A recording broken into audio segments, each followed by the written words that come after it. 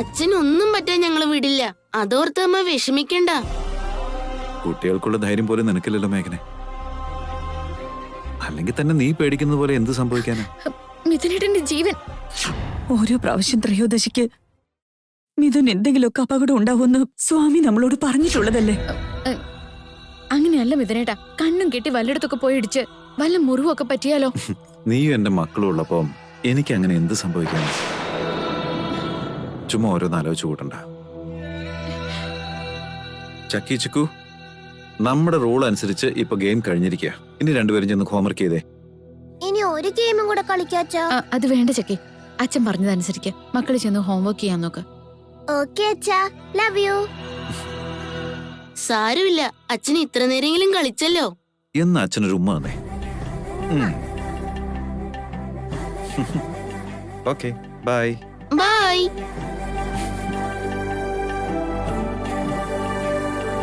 നിനക്കിതെന്താ പറ്റിയേ? എന്തിനാ നീ ഇങ്ങനെ ടെൻഷൻ അടിക്കുന്നത്? എന്താ കാരണം? ഒന്നുമില്ല മിഥുനേട്ടാ, അന്ന് അങ്ങനെ ഒരു ആക്സിഡന്റ് ഉണ്ടായതിനു ശേഷം എല്ലാ കാര്യത്തിലും എനിക്കൊരു പേടിയേട്ടാ. ഇതിലും എത്രയോ വലിയ അപകടങ്ങൾ ഉണ്ടായപ്പോഴൊക്കെ എന്നെ നീ തന്നെയല്ലേ രക്ഷിച്ചത്. ഇനി മിഥുനേട്ടനെ രക്ഷിക്കാൻ എന്നെ കൊണ്ട് കഴിയില്ല. മിഥുനേട്ടന്റെ ചോരയിൽ ജനിച്ചൊരു പെൺകുഞ്ഞിന് മാത്രമേ അതിന് കഴിയൂ. നീ എന്തിനെങ്ങനെ കാട് കയറി ചിന്തിക്കുന്നേ? ഈ കുപ്പിച്ചിൽ ഇവിടെ ആരാ കൊണ്ടുവന്നിട്ടെ? മഞ്ജരി ചേച്ചി ജ്യൂസ്.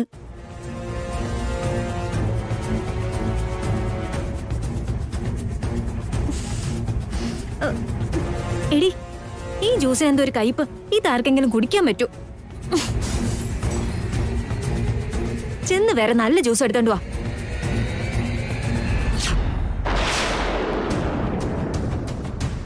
മേഘനെ, നീ ഇവിടെ എങ്ങും ഇല്ലല്ലോ. അങ്ങനെയൊന്നുമില്ല. മിഥുനേട്ടൻ പോയി റെസ്റ്റ് എടുക്കാൻ നോക്ക്, ഞാൻ പോയി കാപ്പി എടുത്തിട്ട് വരാം. ചെല്ലേട്ടാ.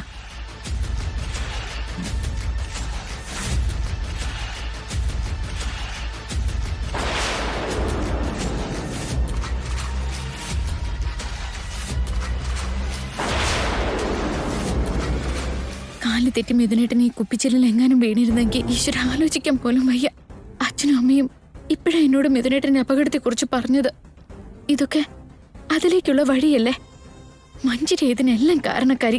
കള്ളഗർഭം അഭിനയിച്ചുകൊണ്ട് അവള് ഈ വീട്ടിലെ എല്ലാവരെയും വട്ടം ചുറ്റിക്കുക. അവളാ ഈ വീട്ടിലെ ഏറ്റവും വലിയ അപകടകാരി. എങ്ങനെയെങ്കിലും മഞ്ജരിയെ മിഥുനേട്ടനെ ഇന്നും അകറ്റി നിർത്തണം.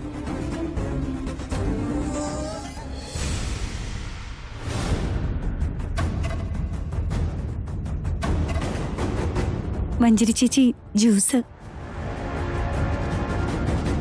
കയ്പില്ലാത്ത ജ്യൂസ് തന്നെയാണോ? അതെ ചേച്ചി. ചെല്ല്. മിഥുൻ, ഇങ്ങോട്ട് വന്നേ.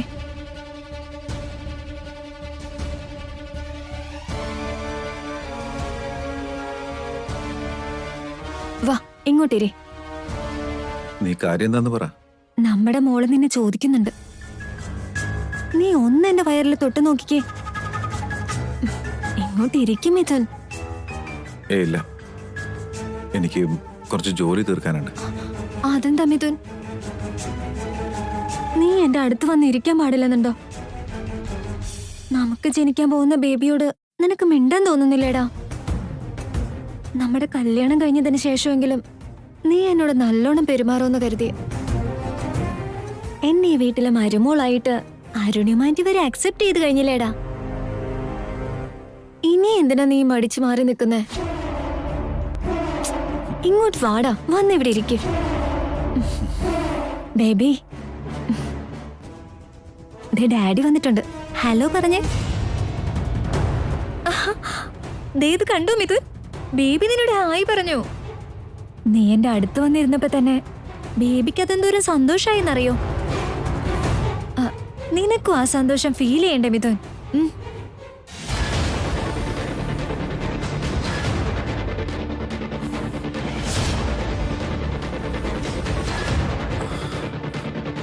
നിനക്കിത് എന്ത് പറ്റി മിഥുൻ? നീ എന്താ ഇത്ര അൺഈസി ആയിട്ട് പെരുമാറുന്നേ? വേദനയുണ്ടോ അതോ ഇനി ബിസിനസ് കാര്യത്തിന്റെ ടെൻഷനാണോ?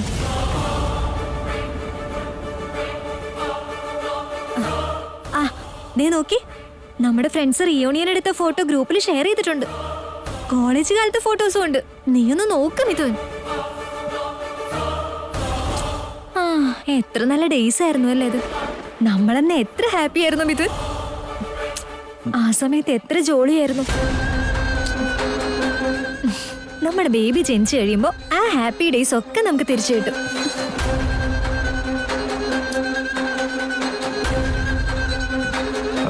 ഞാനെന്നാ റൂമിലേക്ക് പോട്ടെ മഞ്ജരി. കുറച്ചു നേരം കൂടി ഇരിക്കും മിഥുൻ. നീ എന്റെ കൂടെ ഉണ്ടെങ്കിൽ ഞാൻ നല്ല ഹാപ്പിയാ. എനിക്കിപ്പോ നല്ല റിലീഫും ഉണ്ട്. ആ, ഇതാ നീ ഈ ജ്യൂസ് കുടിച്ചേ. എനിക്ക് വേണ്ട മഞ്ജരി. എന്താ ഞാൻ തരുന്നതൊന്നും നീ കുടിക്കില്ലേ മിഥുൻ? ആ, ഒരു ഗ്ലാസ് പാല് ഷെയർ ചെയ്യാതെ തന്നെ നമ്മുടെ ഫസ്റ്റ് നൈറ്റ് കഴിഞ്ഞില്ലേ മിഥുൻ? അറ്റ്ലീസ്റ്റ് ഈ ജ്യൂസ് എങ്കിലും നമുക്കിപ്പോ ഷെയർ ചെയ്ത് കുടിച്ചൂടെ? ഞാൻ കുറച്ചു മുമ്പ് ജ്യൂസ് കുടിച്ചായിരുന്നു. എന്റെ കൂടെ ഷെയർ ചെയ്ത് കുടിച്ചാൽ എന്താ? ദേ ഒരു സിപ്പ് കൂടി. മഞ്ജരി ഒരു സിപ്പ് വേണ്ട, കുടിക്കും പ്ലീസ്. വേണ്ട, വേണ്ടെന്ന് ഞാൻ പറഞ്ഞല്ലോ. മഞ്ജരി മാറ്. ഇത് നോ. കുറച്ചല്ലേ പറഞ്ഞോളൂ. ശ്ശേ. അയ്യോ കുടിക്കേ. വേണ്ട. മഞ്ജരി സമയത്രേ? സമയം ഏയ്. ശ്ശേ. എന്ത് കഷ്ടം. അയ്യോ സോറി മിഥുൻ, സോറി. മഞ്ജരി, മിഥുനേട്ടന്റെ ദേഹത്ത് വീണ ജ്യൂസ് ഞാൻ ക്ലീൻ ചെയ്തോളാം. ആദ്യം നീ പോയി നിന്റെ ദേഹത്ത് വീണ ജ്യൂസ് ക്ലീൻ ചെയ്യാൻ നോക്ക്. ചെല്ല് വേഗം ചെല്ല്. വേഗം പോവാൻ നോക്ക്. മേഘന അത് അവള് മിഥുനേട്ടൻ എന്നോടൊന്നും പറയേണ്ട കാര്യമില്ല. അകത്ത് പോയി ഷർട്ട് ചേഞ്ച് ചെയ്യാൻ നോക്ക്.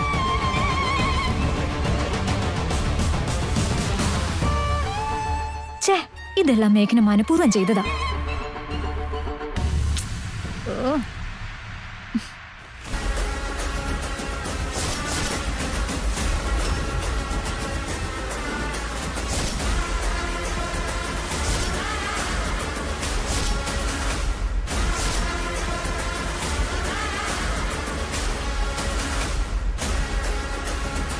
നീ ഇത് മനഃപൂർവ്വം ചെയ്തതല്ലേ മേഘനെ?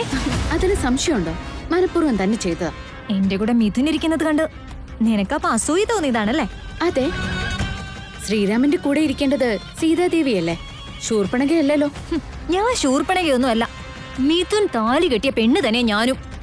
ഈ താലി ഈ ഗർഭമൊക്കെ ഫേക്ക് ആണെന്ന് എനിക്കറിയാം. നിന്റെ വയറ്റിൽ ഇല്ലാത്ത കുഞ്ഞിന് മിഥുനേട്ടൻ ഹായ് പറയേണ്ട ആവശ്യമുണ്ടോ? മിഥുൻ എന്നെ വിശ്വസിക്കുന്നിടത്തോളം കാലം ഞാൻ പറയുന്നതാ സത്യം. ഞാൻ ഉദ്ദേശിക്കുന്നത് പോലെ തന്നെ നടക്കും. ഇതുപോലെ എപ്പോഴും നിനക്കെന്നെ തടയാനൊന്നും പറ്റില്ല. ഞാൻ ആരാണെന്ന് നിനക്ക് നന്നായിട്ട് അറിയാലോ. മിഥുനേട്ടന് എന്തെങ്കിലും ആപത്തുണ്ടായാ അത് തടയാൻ ഞാൻ എന്റെ ജീവൻ കളയാനും മടിക്കില്ല. ആവശ്യം വരികയാണെങ്കിൽ ഒരാളുടെ ജീവൻ എടുക്കാനും മടിക്കില്ല.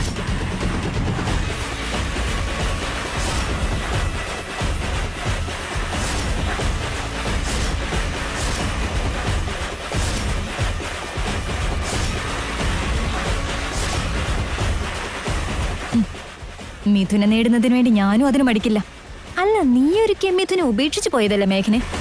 ഞാനാണെങ്കിൽ ഇതുവരെ മിഥുനെ ഉപേക്ഷിച്ചിട്ടില്ല. ഞാൻ മിഥുനേട്ടന്റെ ജീവിതത്തിലേക്ക് വന്നത് തന്നെ നിന്നിൽ നിന്നും മിഥുനേട്ടനെ രക്ഷിക്കാനാ. മിഥുനേട്ടന്റെ ജീവിതത്തിൽ ഞാൻ ഭാര്യയാണെങ്കിൽ നീ അദ്ദേഹത്തിന്റെ ദുരന്തമാണ്. നീ കാരണം മിഥുനേട്ടന് ഇത്രയും ആപത്ത് സംഭവിച്ചത്. മിഥുനെ എനിക്ക് എന്റെ ജീവനാ. ആ മിഥുനെ ഞാൻ എന്ത് ചെയ്ത നാടി? നീ തന്നെയാണ് പ്രശ്നക്കാരി. നിന്റെ ഫേക്ക് കല്യാണം, ഫേക്ക് പ്രഗ്നൻസി, നീ ചെയ്ത വഞ്ചനകൾ, നീ ചെയ്തു കൂട്ടിയ കള്ളത്തരങ്ങൾ, അതുകൊണ്ടാ മിഥുനേട്ടൻ ഇങ്ങനെ ദുരന്തങ്ങൾ ഉണ്ടാവുന്നത്. മിഥുനേട്ടൻ സമാധാനമായിട്ട് ഇരിക്കണമെങ്കിൽ നീ എന്നേക്കായിട്ട് ഒഴിഞ്ഞു പോണം. അത് നിന്റെ വെറും സ്വപ്നോ മേഘനെ? മിഥുനെ രക്ഷിക്കേണ്ട കുഞ്ഞിപ്പോ എന്റെ വയറ്റിലുള്ളത്. ആ കുഞ്ഞു തന്നെയാ മിഥുന്റെ ജീവനെ രക്ഷിക്കാൻ പോകുന്നത്. അരുണിമാൻറ്റി അങ്ങനെ തന്നെയല്ലേ പറഞ്ഞത്? ഇല്ലാത്ത കുഞ്ഞു ഉണ്ടെന്ന് പറഞ്ഞ് നീ എല്ലാവരോടും കള്ളം പറഞ്ഞു പറ്റിക്കല്ലേ. 24 മണിക്കൂറിനുള്ളിൽ നീ ഗർഭിണിയല്ലെന്നുള്ള സത്യം ഞാൻ അമ്മയുടെ മുന്നിൽ തെളിയിക്കും. നാളെ ഈ വീട്ടിൽ നിനക്ക് എന്താണ് സംഭവിക്കാൻ പോകുന്നതെന്ന് നമുക്ക് കാണാം. അതേ 24 മണിക്കൂറിനുള്ളിൽ തന്നെ ഞാൻ നിനക്കുള്ള റിട്ടേൺ ഗിഫ്റ്റും തന്നേക്കാം. ആന്റിയുടെ കൈകൊണ്ട് തന്നെ നിന്നെ ഈ കുടുംബത്തിൽ നിന്ന് ഞാൻ പുറത്താക്കും. അതൊക്കെ നിന്റെ സ്വപ്നമല്ലേ മഞ്ജരി? നാളെ ഈ വീട്ടിൽ നിന്ന് പുറത്തു പോകാൻ പോകുന്നത് നീയാണ്. നിനക്ക് ഭ്രാന്തായോടി? അരുണിമാൻറ്റി എന്നെ മരുമകളായി കണ്ടു എന്നുള്ളത് നീ സ്വപ്നം കണ്ടതൊന്നുമല്ല. അതൊരു സത്യം തന്നെയാ. അതുപോലെ തന്നെ നാളെ ഇനി ഇവിടെ ഞാൻ ഉദ്ദേശിക്കുന്നത് പോലെ തന്നെ കാര്യങ്ങൾ നടക്കും. നമുക്ക് കാണാം നാളെ അമ്മ ആരെയാണ് തല്ലി പുറത്താക്കുന്നതെന്നും ആരാണ് ഇവിടെ നിൽക്കാൻ പോകുന്നതെന്നും.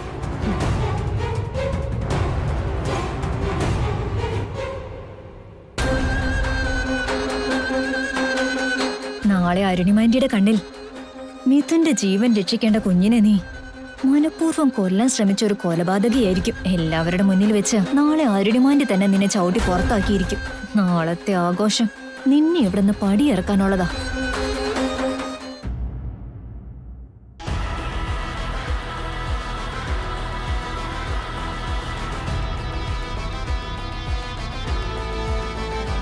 വിവേക്, അമ്മയുടെ സ്മാർട്ട് വാച്ചില് ബഗ് ഫിക്സ് ചെയ്തിട്ട് തിരിച്ചു കിട്ടിയോ? വാച്ച് റെഡിയാ ചാരു.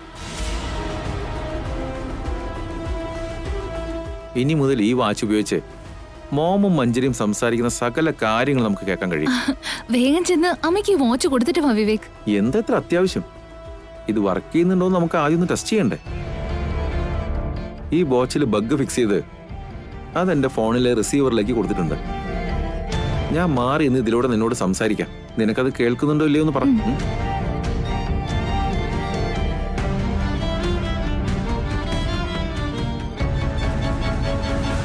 ഏയ് ചാരു, കേൾക്കുന്നുണ്ടോ?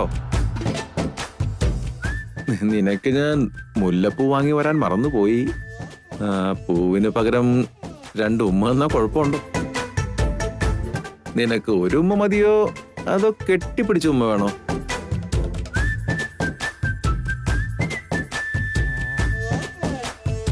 ചാരു, ഞാൻ പറഞ്ഞതൊക്കെ കേൾക്കാൻ പറ്റുന്നുണ്ടോ?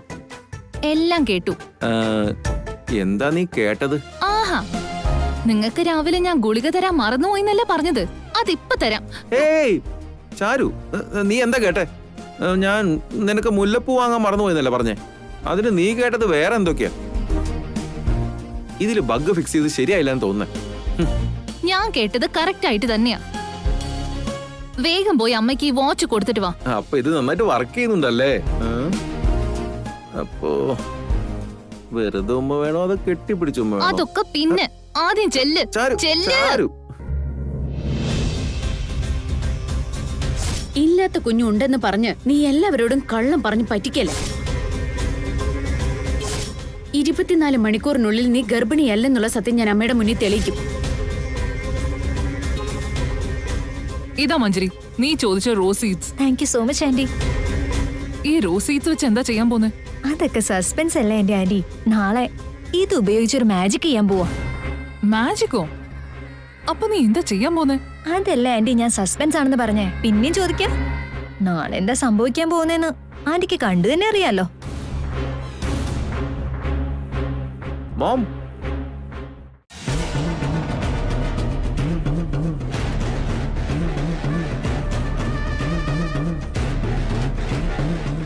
എന്താ രണ്ടുപേരും പെട്ടെന്ന് സൈലന്റ് ആയത്?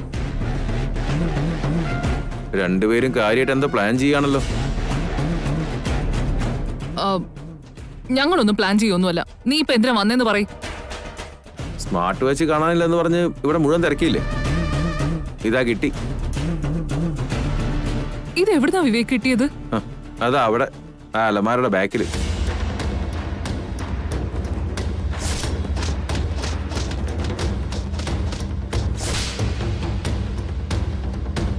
അന്ന് രാത്രി ഒരു കള്ളം വീട്ടിലേക്ക് വന്നിരുന്നില്ലേ? ചിലപ്പോ ഈ വാച്ച് അടിച്ചു മാറ്റി കൊണ്ടുപോയതായിരിക്കും. ഞങ്ങൾ അവനെ ചവിട്ടിയ സമയത്ത് അവന്റെ കയ്യിൽ നിന്ന് വാച്ച് വീണുപോയതാവാന വഴി. ഇപ്പോ ആ കാര്യക്ക് എന്തിനാ പറയുന്ന വിവേക്? പോയിന്ന് വിചാരിച്ച വാച്ച് തിരിച്ചു കിട്ടിയില്ലേ? അത് തന്നെ ധാരാളം. അവിടെ ഇവിടെയൊക്കെ ശ്രദ്ധയില്ലാതെ കൊണ്ടുവയ്ക്കാതെ മോമിന്റെ കൈ തന്നെ അത് എപ്പോഴും സൂക്ഷിക്കാൻ നോക്ക്. ശരി വിവേക്. ഇനി എന്ത് വേണമെങ്കിലും സംസാരിക്കും. നിങ്ങൾ എന്താണ് പ്ലാൻ ചെയ്യുന്നതെന്ന് ഞങ്ങൾക്ക് അറിയണമല്ലോ.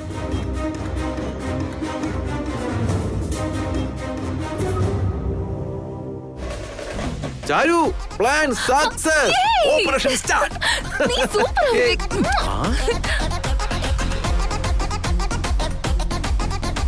ഇത്രയും വലിയ കാര്യം ചെയ്തിട്ട് ഒരു ചെറിയ ഉമ്മയാണ് തന്നെ. അതും എന്റെ കവിളത്ത്. മിണ്ടാതിരിക്കും, അവരെന്തോ സംസാരിക്കുന്നുണ്ട്. ഈ സസ്പെൻസും അതും ഇതൊന്നും പറഞ്ഞിട്ട് നാളെ ഇതുവല്ല വർക്കൗട്ട് ആവുമോ? ഉറപ്പായിട്ടും വർക്കൗട്ട് ആവും ആന്റി.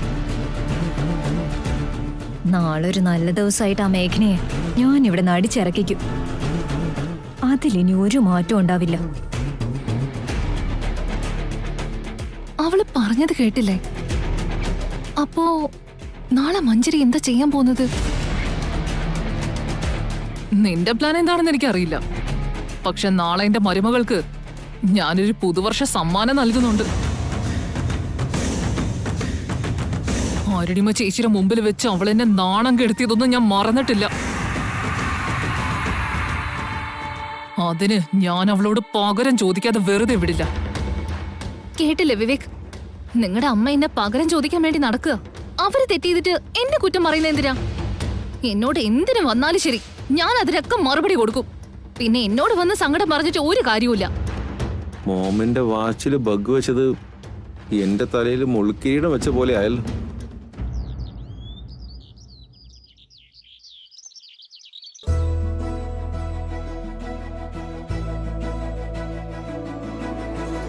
മിഥുനേട്ടാ, എന്താ മേഘനെ? ഇത് ദേവിയുടെ പ്രസാദോ. ഇതൊന്ന് വാങ്ങി എന്നെ അനുഗ്രഹിക്കണം. അനുഗ്രഹിക്കണമെന്നോ? അതെ മിഥുനേട്ടാ, ഇന്നത്തെ ദിവസം സന്തോഷത്തിന്റെയും സമാധാനത്തിന്റെയും പുതിയ വർഷം ആരംഭിക്കല്ലേ. അതിന് പൂജയൊക്കെ ചെയ്ത് ഈശ്വരന്റെ അനുഗ്രഹമല്ലേ വാങ്ങിക്കണ്ടേ? ഞാൻ എന്തിനാ അനുഗ്രഹിക്കുന്നേ? എന്റെ ദൈവം മിഥുനേട്ടനല്ലേ. എന്റെ ബലവും ബലഹീനതയും എല്ലാം മിഥുനേട്ടനാ. മിഥുനേട്ടൻ കഴിഞ്ഞിട്ടേ എനിക്ക് മറ്റാരും ഉള്ളൂ. ഇതാ മിഥുനേട്ടാ.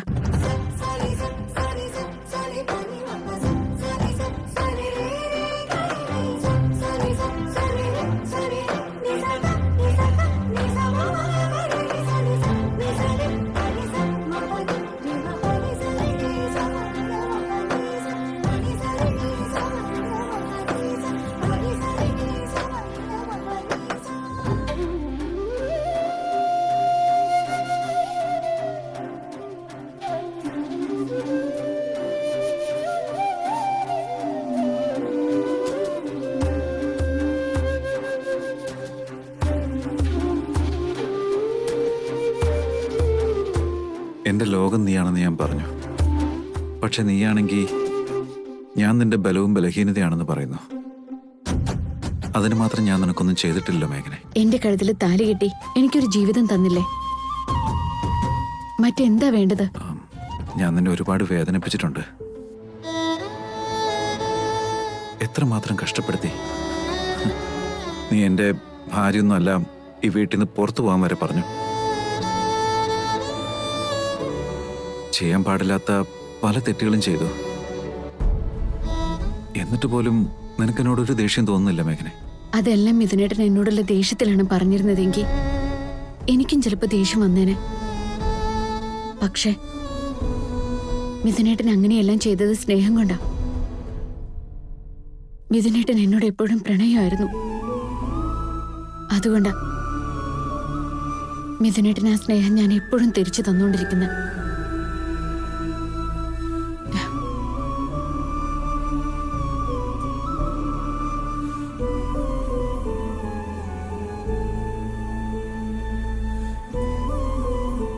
അതുകൊണ്ടാ മിഥുനേട്ടൻ എന്റെ ബലവും ബലഹീനതയാണെന്ന് ഞാൻ പറയുന്നത്. ഇന്ന് ഞാൻ വിജയിക്കുകയാണെങ്കിൽ എന്റെ ജീവിതത്തിൽ ഒരു അർത്ഥം ഉണ്ടാവും മിഥുനേട്ടാ. നീ എന്താ അങ്ങനെ പറഞ്ഞത് മേഘനെ? എന്താ ഉണ്ടായത്? എന്തോ അറിയില്ല, പക്ഷെ എന്തോ സംഭവിക്കാൻ പോകുന്നുണ്ടെന്ന് എനിക്കറിയാം. എന്ത് സംഭവിക്കുന്നു?